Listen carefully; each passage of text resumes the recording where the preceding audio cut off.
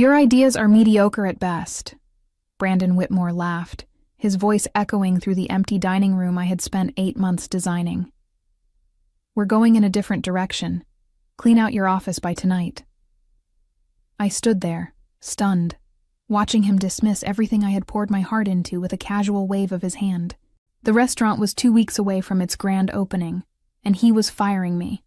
The person who had created every single detail from the concept, to the menu, to the marketing strategy. My name is Jasmine O'Connell, and I'm 39 years old. For the past 15 years, I've been working in the hospitality industry, climbing my way from server to restaurant consultant to executive chef. 6 months ago, I thought I had finally landed my dream job when Brandon hired me to create the signature restaurant for his new boutique hotel, the Sterling Rose, in downtown Portland, Oregon. He had promised me creative freedom, a partnership opportunity, and my name on the door. Instead, I was staring at the ruins of my professional reputation. But Brandon, the opening is in 2 weeks, I managed to say, my voice barely steady. The staff is trained on my systems, the suppliers are lined up, the marketing campaigns are already running with my concept. He shrugged, not even bothering to look at me as he scrolled through his phone. My new head chef will figure it out. Someone with real credentials this time, not just small-town experience. The condescension in his voice made my stomach turn. I had spent months developing the farm-to-table concept that would showcase local Oregon ingredients, designed the entire interior to complement the seasonal menu, and trained a staff of 20 people on my vision for elevated comfort food.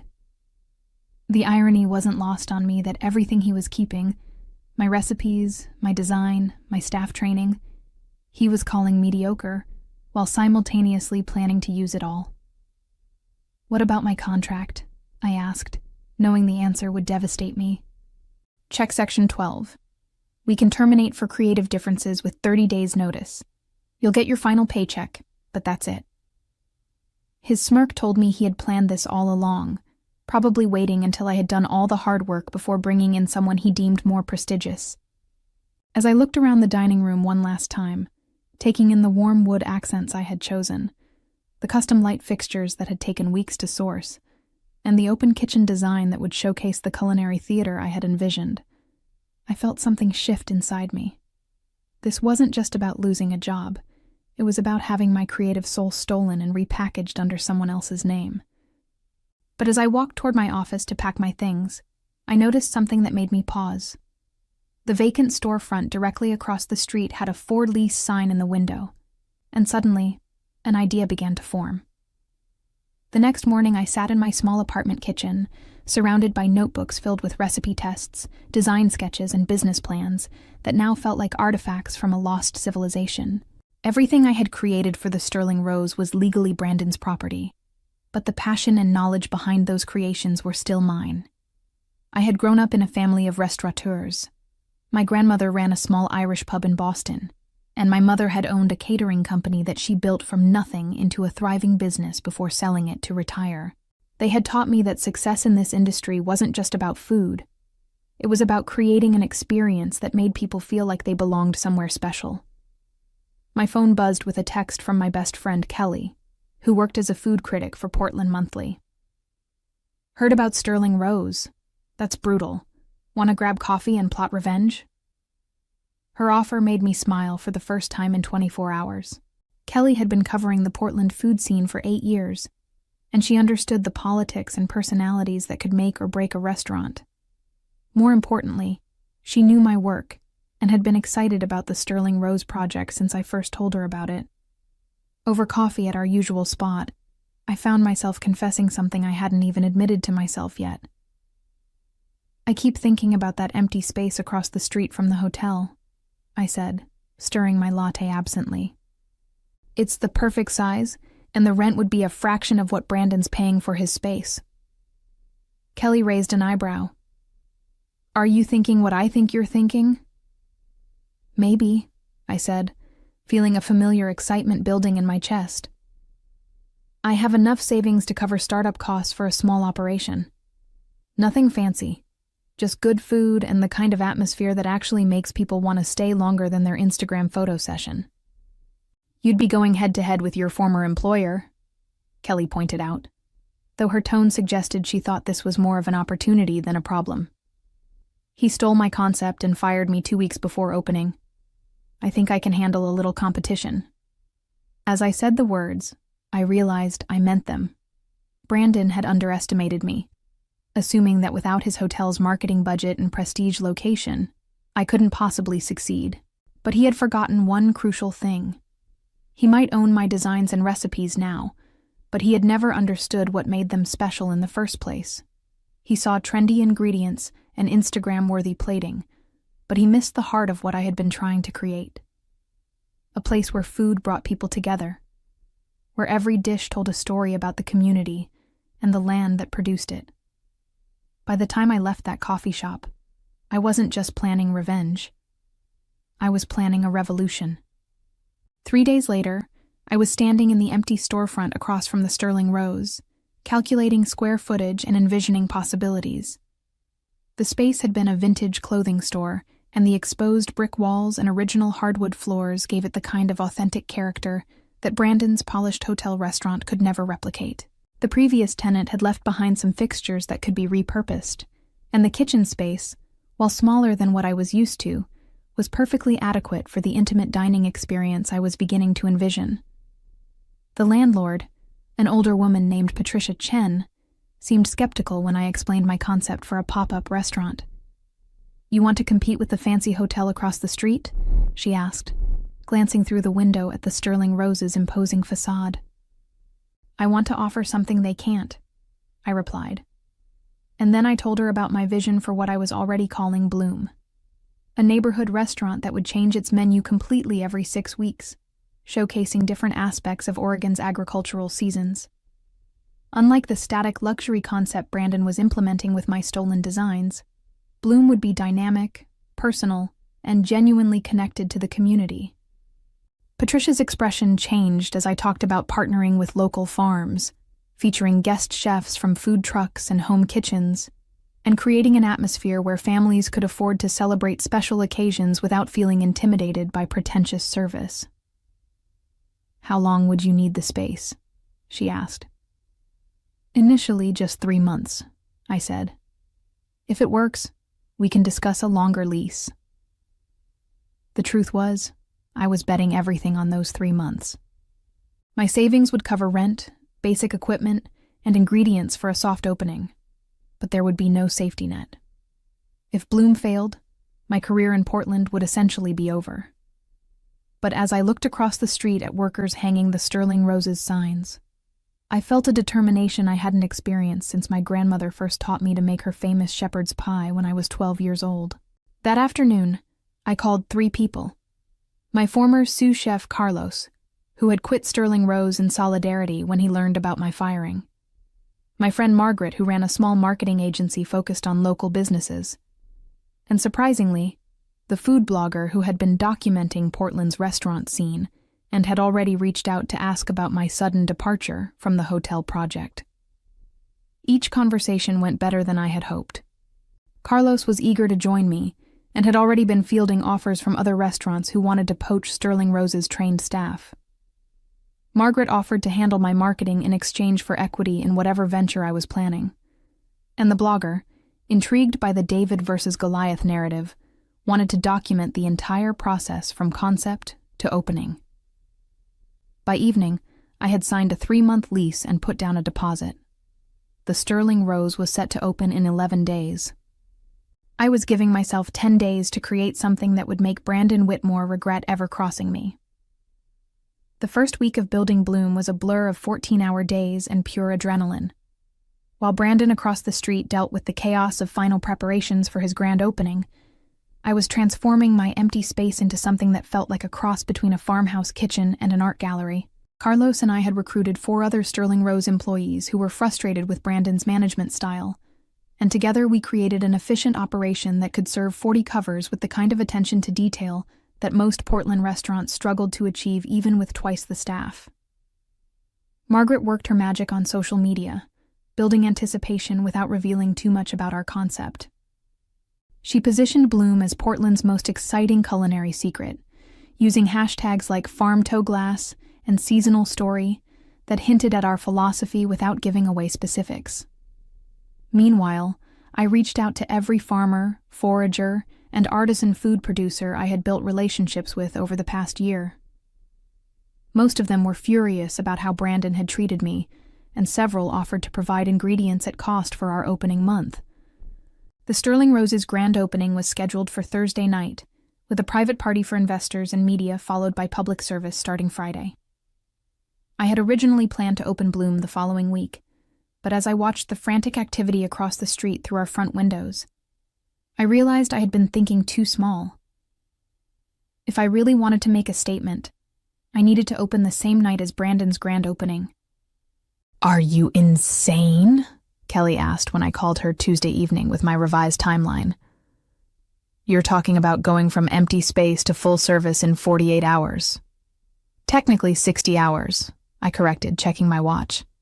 And we're not doing full service. We're doing something better." I had been refining the concept all week, and what had started as a simple pop-up restaurant had evolved into something more ambitious. Instead of trying to compete with Sterling Rose's polished luxury, Bloom would offer the one thing Brandon's operation couldn't: authenticity and innovation happening in real time. The next morning, I called every food critic, blogger, and influencer in Portland with a simple invitation. Come watch us cook. Instead of hiding our preparation in a closed kitchen, I was opening our doors Wednesday evening for what I called a preview dinner.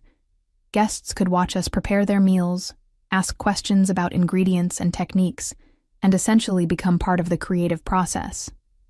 It was the kind of intimate, educational experience that Brandon's formal dining room could never provide. Carlos was skeptical about the timeline, but excited about the concept. "It's either going to be brilliant or a complete disaster," he said, as we tested our final menu Tuesday night.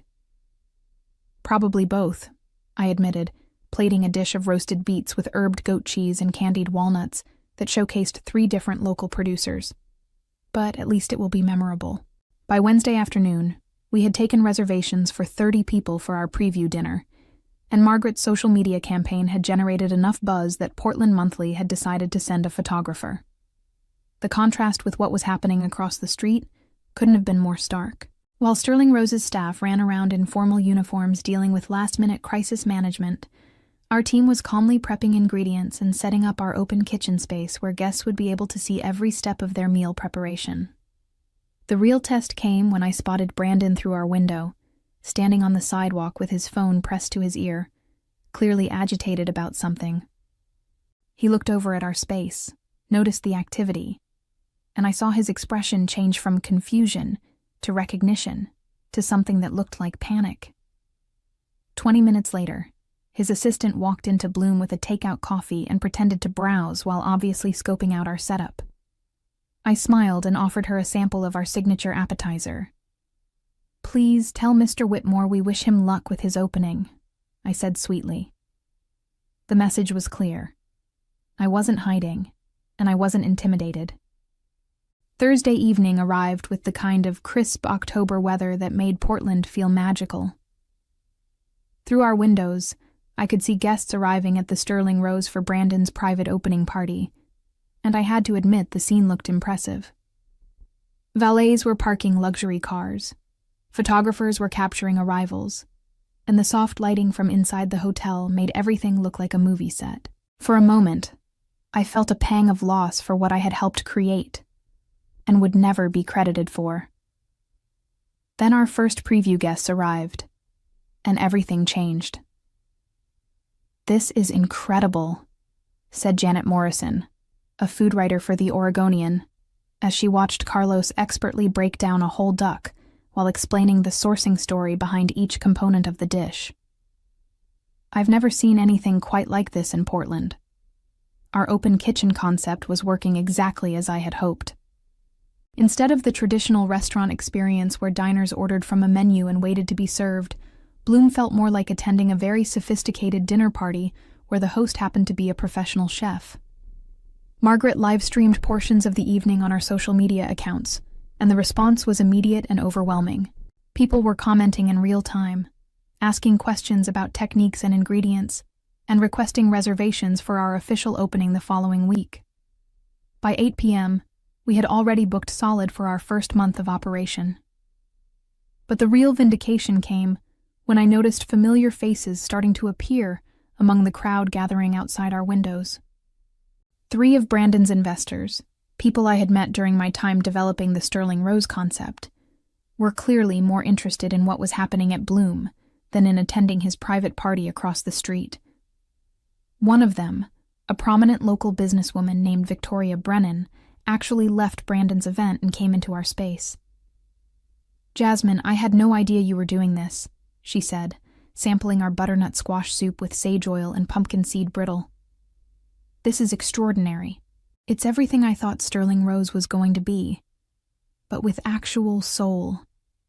Her comment was overheard by several other guests, including the photographer from Portland Monthly, and I realized that the story was writing itself. Social media posts from our preview dinner were already getting more engagement than Sterling Rose's official opening coverage, and food bloggers were calling Bloom the most exciting thing to happen to Portland dining in years. The evening's climax came when Brandon himself appeared at our front door. I watched through the kitchen as he stood on the sidewalk, clearly debating whether to come inside. His formal opening party was still in progress across the street, but the energy and excitement at Bloom was undeniable.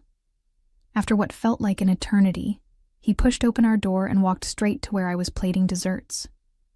"Jasmine," he said, his voice tight with something between anger and desperation. "We need to talk." The entire restaurant went quiet. Carlos paused in his preparation, our guests stopped their conversations, and I could feel everyone watching to see how this confrontation would unfold. I looked up from the vanilla bean panna cotta I was garnishing with fresh berries and honey tuile, meeting Brandon's eyes for the first time since he had fired me. "I'm a little busy right now," I said calmly, returning my attention to the dessert. "But if you'd like to make a reservation, we might have something available in about 6 weeks. The silence stretched for another moment before Brandon turned and walked out without another word. Through the windows, I watched him cross the street and disappear back into his own opening party. But the damage was already done. Everyone in Bloom had witnessed the exchange, and the story would be all over Portland's food scene by morning. The next morning brought a flood of media attention that exceeded even Margaret's most optimistic projections. The Portland Tribune ran a front-page story about the culinary David and Goliath, playing out on opposite sides of the same street, complete with photos from both opening events. But it was the social media response that truly shocked me. Videos from our preview dinner had been shared thousands of times, and food lovers from Seattle to San Francisco were asking when they could visit Portland to experience Bloom. More importantly, the professional response was everything I had hoped for. Carlos fielded calls from 3 different restaurants trying to poach him, which he politely declined. 2 investors reached out to Margaret about expansion opportunities. And most surprisingly, I received a call from the executive chef at one of Portland's most prestigious restaurants, asking if I would be interested in collaborating on a special event. But the real validation came when Victoria Brennan called me directly. "Jasmine, I owe you an apology," she said. "I invested in Sterling Rose because I believed in the concept you presented to Brandon and me 6 months ago. After last night, it's clear that you were the visionary behind everything that made that project special." "Thank you," I said, genuinely touched by her honesty. "But I'm focused on Bloom now." "That's actually why I'm calling. I'd like to discuss investing in your concept. What you've created has the potential to change how people think about dining in Portland." As I hung up the phone, I realized that my 3-month pop-up was rapidly evolving into something much bigger. We had bookings extending into January, media coverage that money couldn't buy, and most importantly, a team of people who shared my vision for what a restaurant could be when it prioritized community and authenticity over prestige and profit margins. The afternoon brought an unexpected visitor, Brandon's head chef, the prestigious hire who had replaced me. Thomas Hartwell was a James Beard Award winner with an impressive resume from New York and Los Angeles restaurants, and he looked uncomfortable as he stood in our doorway. "I wanted to see what all the fuss was about," he said, his tone carefully neutral. As I showed him around Bloom, explaining our concept and introducing him to our team. I watched his expression change from skepticism to genuine interest to something that looked like regret. "This is what I thought I was signing up for," he admitted as we finished the tour. "Brandon showed me your original concept and said it was his vision. But when I arrived, all the creativity and community connection had been stripped away. It's just another expensive restaurant now." His confession confirmed what I had suspected. Brandon had used my work to attract both investors and staff, then removed everything that made the concept special once he had what he needed. But Thomas's visit also gave me an idea that would become the final element of my revenge strategy. "Would you be interested in doing a guest chef collaboration?" I asked. "You could cook your food the way you actually want to, and we could show Portland what Sterling Rose could have been." The collaboration dinner, scheduled for the following month, sold out within hours of being announced. But more importantly, it sent a clear message to Brandon and everyone else in Portland's food scene. The best people wanted to work with Bloom, not against it. As I locked up that evening and looked across the street at Sterling Rose, I felt a satisfaction that went deeper than mere revenge. I had proven that authenticity and vision mattered more than money and connections, and I had built something that would outlast whatever petty satisfaction Brandon thought he had gained by firing me. 6 weeks after our opening, Brandon Whitmore stood in my restaurant for the second time, but this time he wasn't the confident, dismissive man who had fired me. His shoulders were slumped, his expensive suit looked rumpled, and there were dark circles under his eyes that spoke of sleepless nights and mounting pressure. The Sterling Rose, despite its lavish opening and prestigious pedigree, was struggling to fill even half its tables on weeknights, while Bloom had a 2-month waiting list and had been featured in 3 national food magazines. "Jasmine, please," he said, his voice stripped of its former arrogance. "I made a mistake, a huge mistake. I want to make this right." I continued plating the evening's special, pan-seared halibut with parsnip puree and crispy Brussels sprout leaves, while he spoke. Carlos and our other team members pretended to focus on their own tasks, but I could tell they were listening to every word.